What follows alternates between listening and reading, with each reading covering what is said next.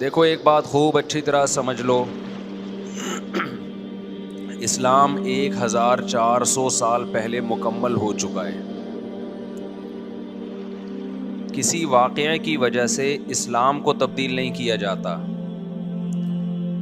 بلکہ اسلام کی روشنی میں اس واقعے کے جو تقاضے ہیں ان پر عمل کیا جاتا ہے۔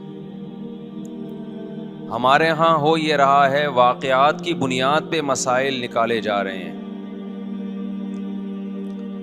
10 محرم کا دن سیدنا حسین ابن علی رضی اللہ عنہ کی شہادت سے پہلے بھی عظیم تھا، اور سیدنا حسین ابن علی رضی اللہ عنہ کی شہادت کے بعد بھی عظیم دن ہے۔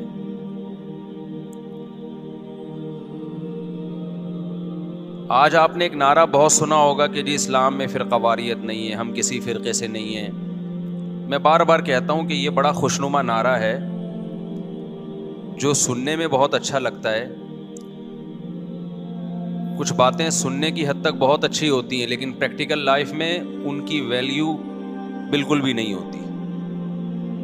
جب آپ پریکٹیکل لائف میں آتے ہیں تو پھر آپ کو یہ فیصلہ کرنا پڑتا ہے کہ آپ کس فرقے سے تعلق ہے آپ کا۔ آپ سنی ہیں، شیعہ ہیں، معتزلہ ہیں، مرجیہ ہیں، قدریہ ہیں، ناصبیہ ہیں، کیا ہے آپ کا فرقہ؟ یہ کہہ دینا آسان ہے، میرا کوئی فرقہ نہیں ہے۔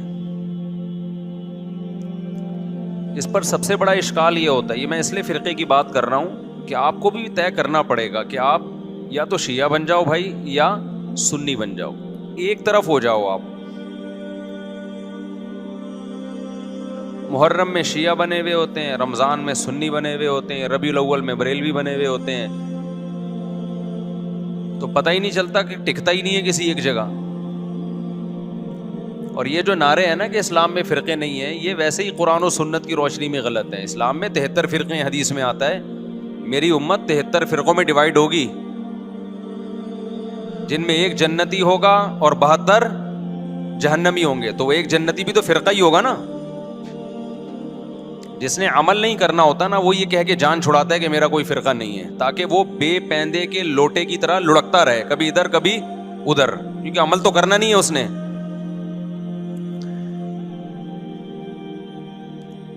آپ نے دیکھا ہوگا نا، سیاست دانوں میں لڑکتے ہیں، ادھر پیسے ملے ادھر چلے گئے، ادھر پیسے ملے ادھر چلے گئے، ادھر پیسے ملے ادھر چلے گئے، تو ان کو کیا کہا جاتا ہے سیاست کی زبان میں؟ لوٹا کہا جاتا ہے۔ بھائی تم ایک سیاسی جماعت کے بارے میں سوچو جو تمہیں صحیح لگے، پھر اس پہ ڈٹ جاؤ۔ تو اسلام میں بھی 73 فرقے ہوں گے، نبی نے فرمایا۔ عین ممکن ہے ابھی 73 نہ ہو، کم ہو، لیکن قرب قیامت تک کتنے ہو جائیں گے؟ 73۔ ہو سکتا ہے ابھی 73 نہ ہو، ابھی 7 ہوں یا 8 ہوں یا 10 ہوں یا 15 ہوں، لیکن ہیں۔ اب ان میں سے ایک کیا ہے؟ بولو، جنتی ہے۔ تو آپ کو پتا ہونا چاہیے۔ موضوع سے ہٹ کے تھوڑی سی بات کروں گا، کیونکہ اس بات کی بھی کو لوگ غلط پہلو دے سکتے ہیں کہ فرقوں سے مراد کیا ہے۔ یہ جو فروعی مسائل کا اختلاف ہوتا ہے ائمہ اربعہ میں، یہ فرقوں میں داخل نہیں ہے۔ یہ چیز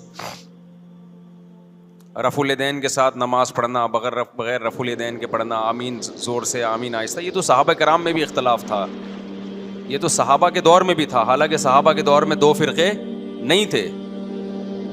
تو قرآن و حدیث کی تشریح میں جب اختلاف ہوگا، اس اختلاف کو فرقہ واریت نہیں کہا جائے گا، یہ ان 73 فرقوں میں شامل نہیں ہوگا۔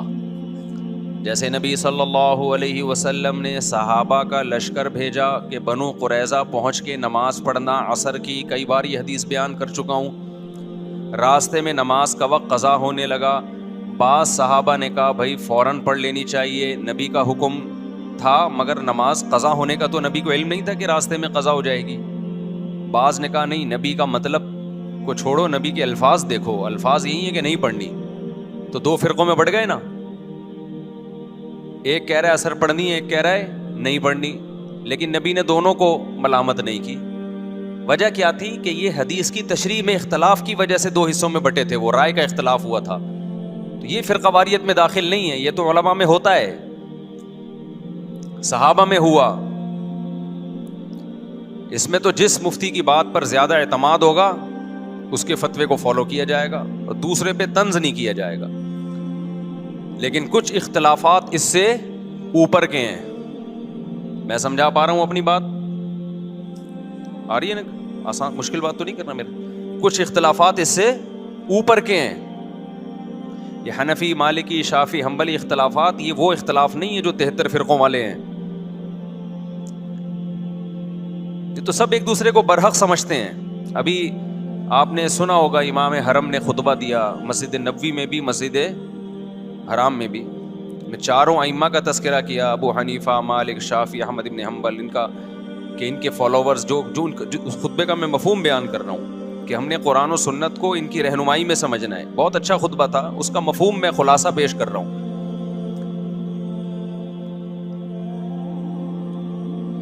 تو یہ اختلاف تو فروعی اختلاف ہے، لیکن کچھ اختلافات کیا ہوتے ہیں؟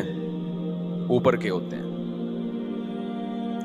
بیسک بنیادی عقیدوں کا اختلاف، ختم نبوت کا اختلاف. چھوٹا اختلاف ہے، بڑا اختلاف ہے؟ بڑا اختلاف ہے. قادیانی بھی اپنے آپ کو مسلمان کہتا ہے اور ہم قادیانی کو مسلمان نہیں مانتے.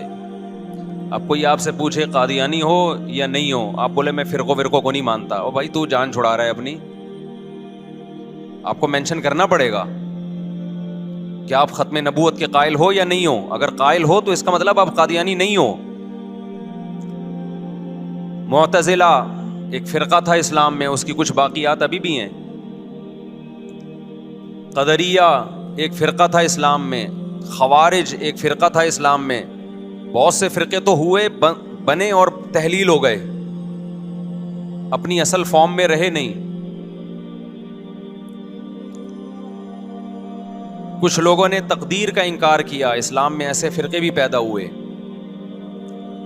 اب تقدیر کا جو انکار کیا انہوں نے، یہ چھوٹا اختلاف تھا یا بڑا اختلاف تھا؟ بولو، بولنا پڑے گا آپ لوگوں کو پلیز. یہ بڑا اختلاف تھا، کیونکہ تقدیر کا عقیدہ تواتر سے ثابت ہے. تواتر سے اس کا انکار انسان کو گمراہ بنا دیتا ہے. اسلام نہیں مانتا ایسے شخص کو. کچھ لوگوں نے زکوٰۃ کا انکار کیا ابو بکر کے دور میں رضی اللہ عنہ. یہ چھوٹا اختلاف تھا، بڑا اختلاف تھا؟ بڑا اختلاف. ایک فرقہ وجود میں آیا، حضرت ابو بکر نے تلوار اٹھا کے ان کے خلاف جہاد کیا.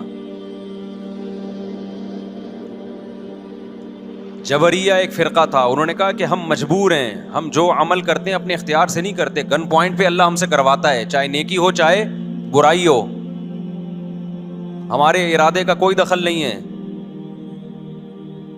جبکہ اسلام کیا کہتا ہے؟ فمن شاء فلیؤمن ومن شاء فلیکفر. تم اپنے اختیار سے نیکی بھی کرتے ہو، اپنے اختیار سے گناہ بھی کرتے ہو. ہاں یہ پہلے سے لکھا ہوا ہے، اللہ کے علم میں ہے کہ کون کیا کرے گا، تو اسی کے حساب سے کرے گا وہ، لیکن کرے گا اپنے اختیار سے. تو یہ بھی ایک فرقہ وجود میں آیا. ایک فرقہ وجود میں آیا جس نے کہا کہ ہم قیامت کے دن بھی ان آنکھوں سے اللہ کا دیدار نہیں کر سکتے.